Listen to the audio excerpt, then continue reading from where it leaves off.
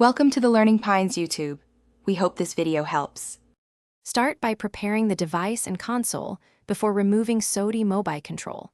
Backup device data and note the device ID before you begin the removal process.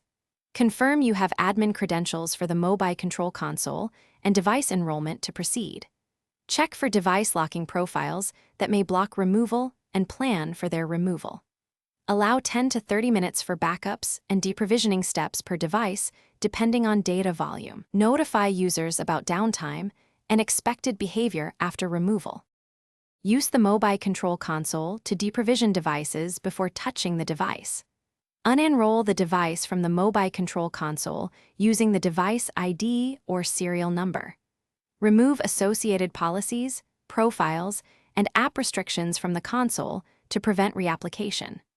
Revoke device certificates and confirm server-side enrollment tokens are disabled to stop re-enrollment. Check the console logs for successful unenrollment messages and note any errors for troubleshooting. Proceed to device level. On the device, start by attempting a standard app uninstall via Settings or Play Store.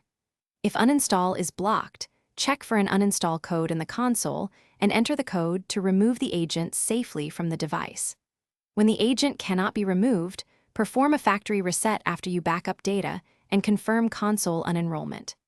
After removal or reset, verify device settings and remove leftover profiles and certificates. Reboot the device and confirm normal operation without Mobicontrol management.